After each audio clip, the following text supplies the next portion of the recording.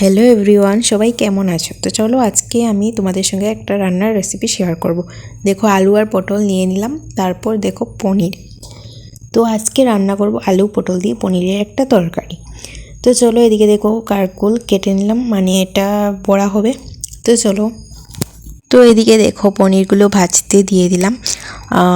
ফার্স্টে তেল দিয়েছি, তো তেল গরম হওয়ার পর পনির দিয়ে দিয়েছি, হলুদ লবণ দিয়ে দিয়েছি। তারপর দেখো এখন পনিরগুলো ভেজে নিলাম। তো চলো, এখন পনিরগুলো ভাজা কমপ্লিট। তারপর এখন আমি দিয়ে দিলাম কড়াইতে তেল আর পাঁচফোড়ন। তো তারপর দেখো পটলগুলো ছেড়ে দিলাম।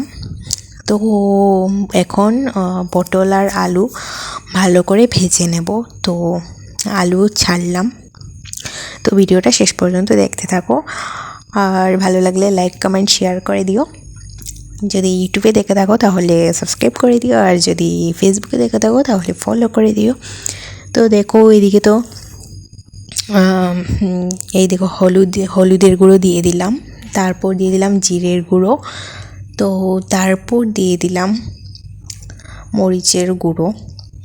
তো তো দেখো তারপর লবণও দিয়ে দিলাম। তো বন্ধুরা, তোমরা কে কোথা থেকে আমার ভিডিওটা দেখছো কমেন্ট করে কিন্তু জানিও। তো চলো, এদিকে দেখো এখন এইভাবে সব কিছু মিক্সড করে নিলাম।